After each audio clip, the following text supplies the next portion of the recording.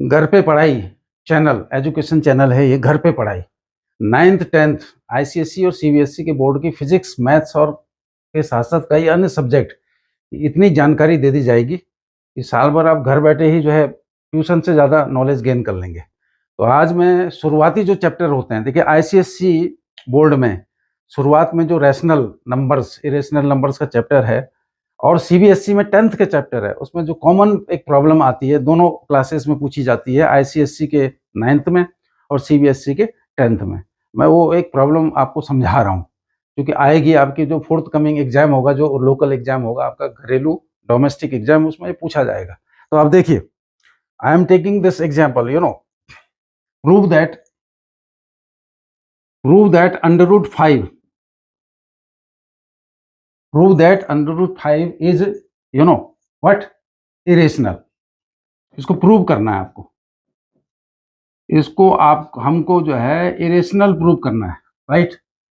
ठीक है, तो पहले क्या करते हैं, ठीक है, अंडर रूट 5 को सपोजिशन कर लेते हैं, ए अपॉन बी मान लीजिए, सपोज लेट वेयर ए और बी ऐसे नंबर्स हैं, जो ऐसे नंबर्स हैं, ठीक है, जो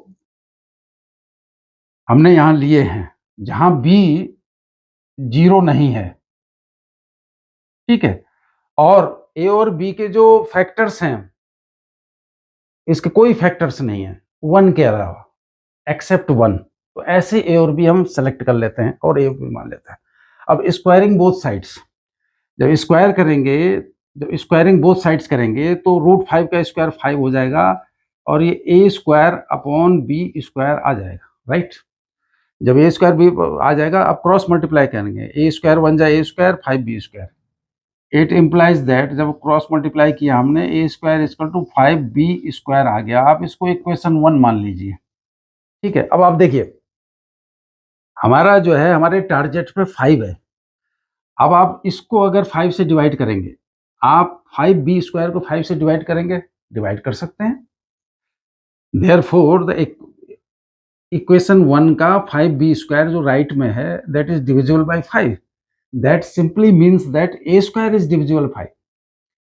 और जब ए स्क्वायर डिविजिबल बाय 5 है, डिविजिबल बाय 5 है, तो जाहिर है कि ए भी, A is also divisible by 5।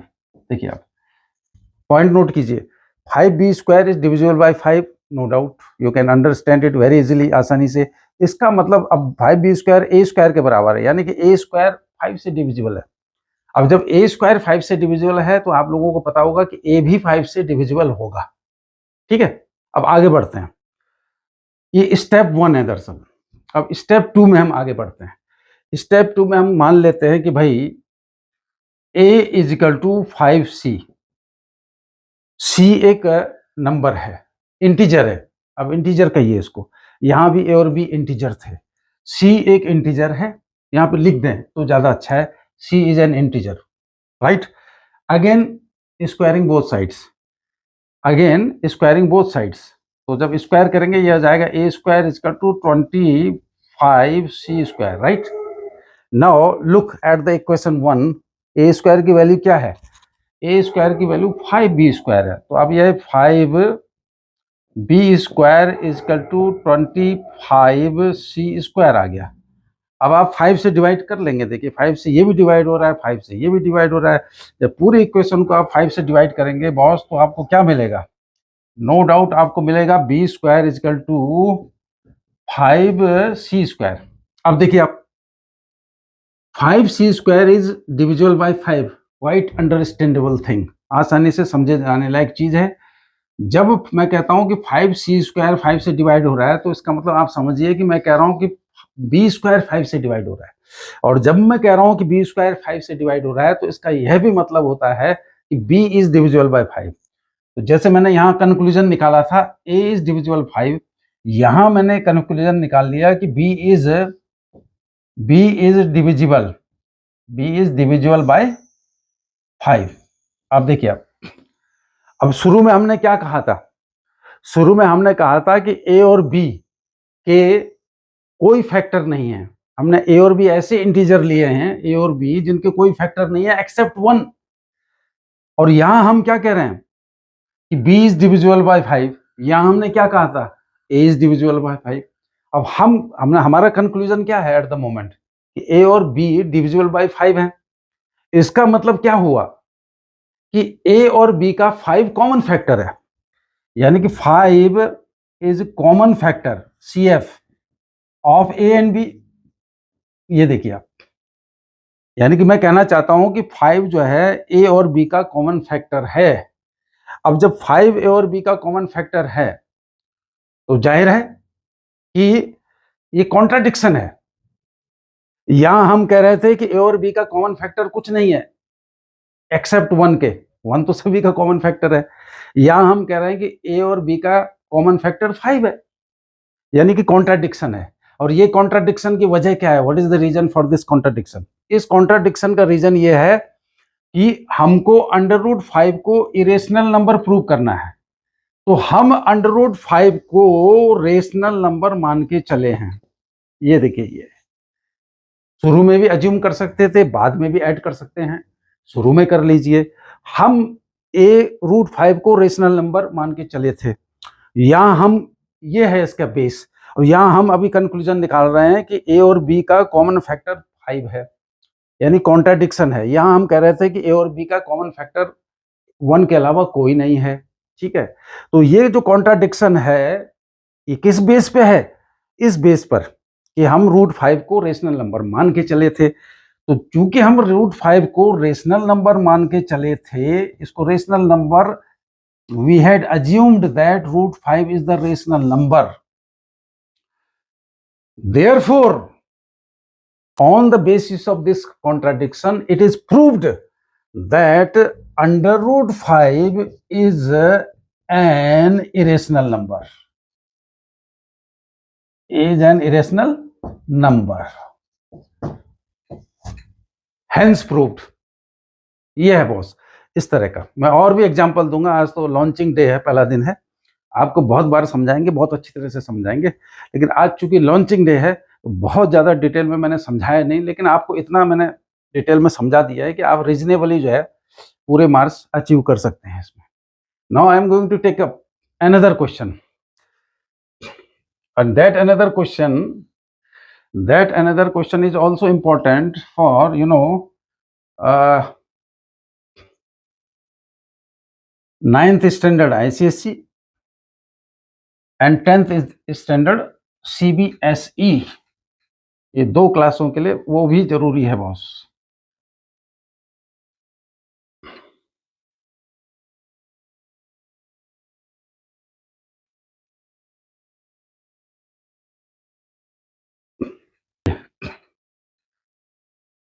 देखिए 1/√2 prove that it is an irrational number। आपको इसको इरेशनल नंबर प्रूव करना है, इरेशनल नंबर प्रूव करना है, राइट।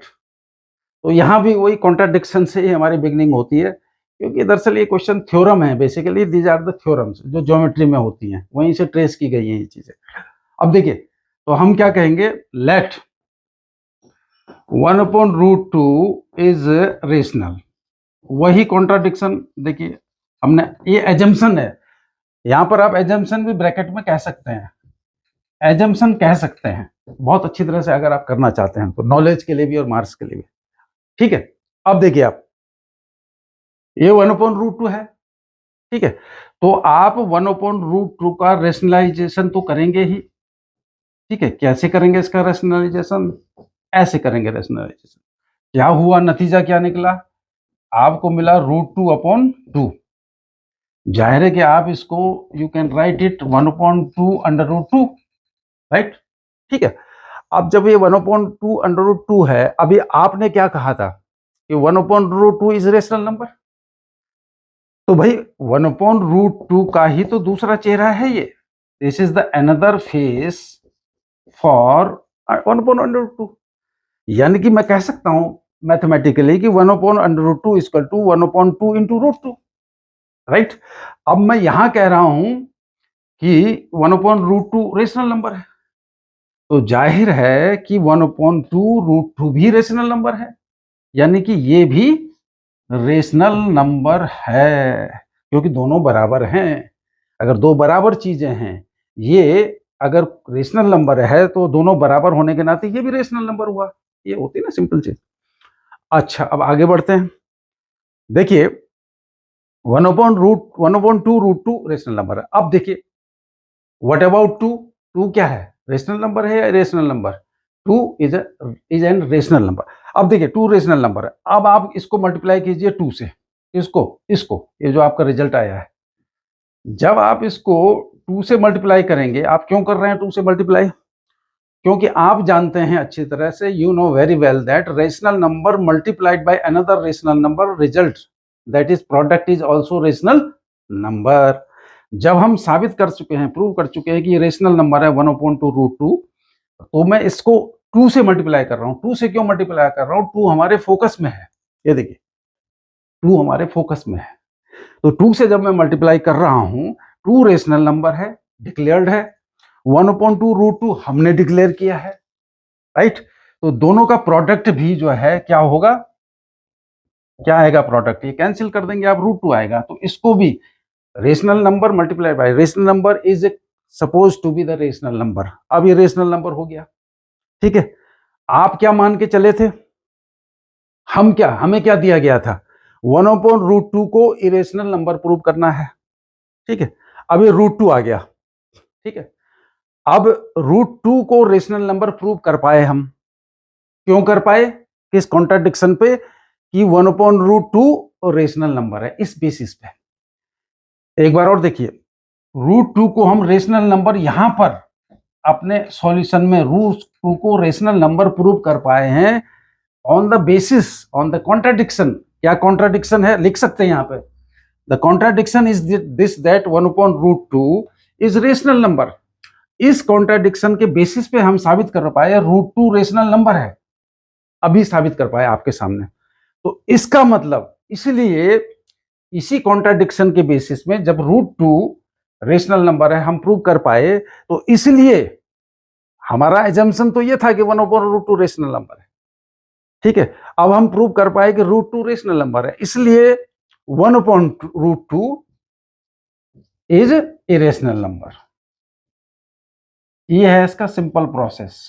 इसको फिर रिपीट कर लेंगे कल परसों, क्योंकि आज लॉन्चिंग डे है, तो मैं बहुत ज्यादा डिटेल में नहीं समझाऊंगा, ठीक है। तो ये प्रूव हो गया कि ये इरेशनल नंबर है।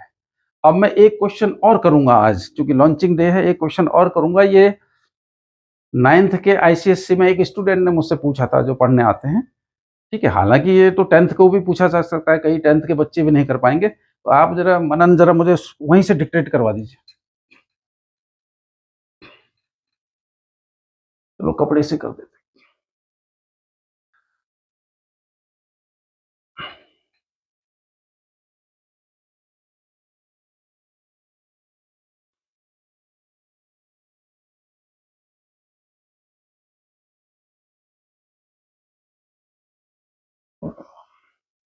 ये गीला कपड़ा होता तो ज्यादा अच्छा।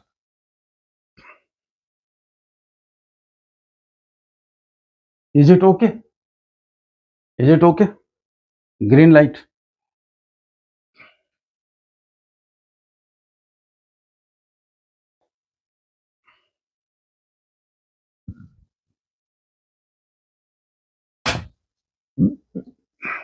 लाइए, बताओ भाई, डिक्टेट करो आप मुझको। Dictate the question, the third one, last for today. Yes of course. 7 √3 upon 10 plus √3 minus 2√5 2 √5 upon upon √6 plus √5 √6 plus √5 minus minus 3 √2 3 √2। upon yes, go on. √5 15 under root 15 15 plus 3 root 2. is it okay? Yes. Better, my friends, it is better to apply the brackets. Though the two boards, CBSE and ICSE, they don't follow this pattern, but maths, as far as logic of the maths is concerned, it is very necessary to apply the bracket. That's why I have applied the small bracket. Let us begin. देखिए, अब देखिए आपको तीन terms दिए गए हैं 1 2 3, ठीक है। आपको तीनों को ही रेशनलाइज करना है। तो देखिए आप 7 under root 3, this is under root 10 plus under root 3. What is the conjugate to this? Under root 10 minus under root 3 under root 10 minus under root 3. Similarly here, 2 under root 5 upon under root 6 plus under root 5 into under root 6 conjugate under root 5. Bracket is very necessary to apply, to be applied. Look, under root 5, and last, of course, not the least, 3 root 2 upon under root 15 plus 3 under root 2. Look, and multiplied by under root 15 minus 3 under root 2 under root 15 minus 3 under root 2. Look like this. Okay. In the denominator, what will happen? Under root 2 plus under root 3, under root 2 minus under root 3. A plus B, A minus B. Product is A square minus B square. A minus B into A plus B is equal to A square minus B square. Vice versa, you can say that A square minus B square is equal to A plus B into A minus B. So under root 10 square, 10. Under root 3 square, 3. Minus will be there in between them. अब आप देखिए 7 under root 3 को दोनों से multiply करेंगे, ठीक है, आप जानते ही हैं। तो जब 7 अंडर रूट 2 को अंडर रूट 10 से करेंगे तो अंडर रूट 10 और अंडर रूट 3 की मल्टीप्लाई होगी, वो 30 हो जाएगा, यानी कि 7 अंडर रूट 30। अब 7 अंडर रूट 3 की इससे मल्टीप्लाई होगी, under root 3 and under root 3 will be 3, ठीक है, और 7 3 जा 21 plus minus minus 21. Again, better if you apply the bracket. That is the better maths. Okay, let us move on to second. Under root 6 plus under root 5. Under root 6 minus under root 5. Under root 6 square, that is 6. Under root 5 square, that is 5. Look. Now, 2 under root 5 will be multiplied by under root 6. Under root 5 into under root 6, that is under root 30. That is 2 under root 30. Under root, this multiplied by this one. Under root 5 into under root 5, 5. 2 into 5, 10. And plus multiplied by minus, minus. And what about this? Under root 5 into under root 5, that will be under root 15, sorry, 15. Okay. 3 root 2, 3 root 2. 3 3 ja 9. Root 2 into root 2, 2. 9 2 ja 18. Minus 3 3 ja 9. Root 2 into root 2, 2. 9 2 ja 18 plus minus minus. 3 root 2 into under root 15. 2 15 ja 30. 3 under root 30. 3 root 2 multiplied minus 3 root 2. 3 3 ja 9. Root 2 into root 2, 2. 9 2 ja 18. Look, this is the situation. Now, it has got simpler. 7. Downside it is 7. Upside it is 7 under root 30 minus 21. Minus, have you dictated the right question? 6 minus 5, that is 1. This is 2 under root 30 minus 10. Okay. Similarly here, from here you will get 15 minus 18, you will get minus 3. Okay, simple algebra. Minus 3, that minus will make it positive, that will turn it positive, and downside it is still 3. Now it is 3 under root 30 minus 18, you know. Yes, take 7 common. You will take 7 common, you will be having under root 30 minus 3, and downside it is 7. Similar, then 7 cancelled by 7. It is already reduced to 1. Nice. 2 under root 30 minus 10, and you take 3 common from upside. While you take common from 3, you will be having under root 30. Okay, 3 6 are 18 upon 3. This 3 gone by this. So linear. देखिए 7 cancel bye 7, यहाँ 1 आ गया, यहाँ 3, यहाँ से 3 common लिया, 3 से 3 cancel हो गया. अब देखिए आप root 30 minus 3, on opening this bracket, removing this bracket, minus will enter, this will turn negative, this will turn positive, and similarly 3 cancelled by 3, this is under root 30 minus 6. So under root 30 plus under root 30 is no doubt 2 under root 30, and what is this? Minus 2 under root 30. Okay, this is minus 3, this is minus 6, minus 3 minus 6 minus 9, and this is already plus 10 from here. So this cancelled by this, so 10 minus 9, that is 1.